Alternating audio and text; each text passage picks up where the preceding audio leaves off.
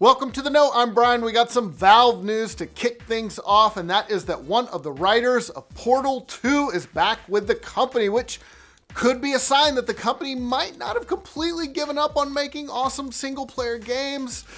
Or is that just me projecting? Maybe. Anyway, you might remember that back in 2017, Erik Wolpaw left the company. He was part of a mass exodus of talented writers that fled Valve. But recently, a sharp-eyed Redditor named Trenchman noticed Wolpaw's name in the credits of Artifact, which is Valve's new card game. Now, Trenchman did some digging. He actually emailed Gabe Newell himself to ask, what's up with Wolpaw? And Gabe, sometimes he will email you back, and in this case he did, and he confirmed that yes, Wolpaw is back. Like we said, Wolpaw wasn't the first writer of an iconic Valve game to leave the company. Of course, Mark Laidlaw, who wrote Half-Life and Half-Life 2, also left in recent years. So did Jay Pinkerton, who also co-wrote Portal 2, but he rejoined Valve last year.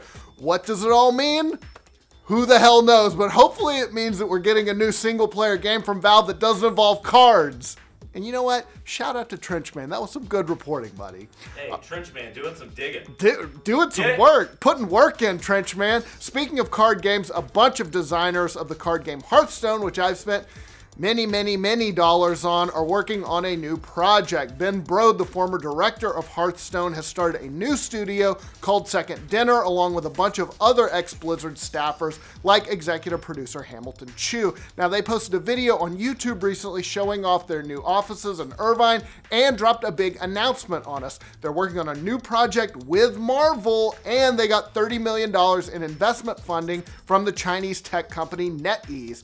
They didn't give any details, but Variety quoted Jay Ong, executive vice president and head of Marvel Games, who lavished praise on Brode and Hamilton. Ong said, they and the team they've assembled at Second Dinner have made some of the greatest games in history, and now working with the Marvel Games team and playing in the Marvel Universe, it's going to be amazing, or maybe spectacular, or incredible, or mighty, or quite possibly all of the above. Cool, I got those references. Just please don't ask us if we have phones. Just a little tip there. And speaking of Blizzard, I'm just full of transitions today. It looks like they have got another executive leaving. Their chief financial officer, whose name I'm 100% gonna fuck up, Amrita Ahuja, has left the company to join up with the mobile payment company Square. Now, in a tweet, Square co-founder Jack Dorsey wrote that Ahuja, she brings us a deep understanding of ecosystem businesses, and she's purpose-driven, disciplined, and has a strong growth mindset. I don't have any of those things. That's why I work. That's a lot of corporate buzzwords. That's why I work here and I'm not a CFO. Of course, this follows the departure of parent company Activision's CFO Spencer Newman, who left to become the new CFO of Netflix. And just a few months ago, one of the co-founders of Blizzard, Mike Morhaime, left in October following a very difficult year for the company. Not a good look when all the top brass is headed for the exits, I'm just saying. Speaking of, I'm out of transitions. All right, this next story is about Nexon, which if you're not familiar, it's a massive gaming company in South Korea.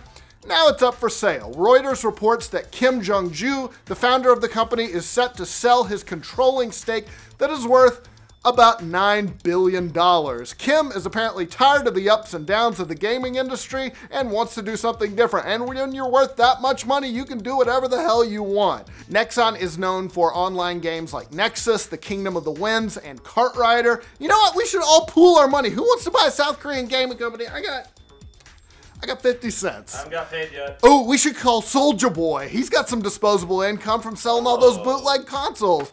At least until Nintendo's lawyers get it, and they will. All right, it definitely looks like a PC port of Catherine is on the way. It started yesterday when Sega posted an image of a sheep on the Steam product page for Bayonetta. Now, what do sheep have to do with it? Well, it got a lot of people talking because sheep are very visible throughout Catherine, so people thought it's on Steam, probably a PC port they're alluded to. They also recently put up more sheep on the Steam page for Valkyria Chronicles 4. And last month, the Australian ratings agency rated something called Catherine Classic.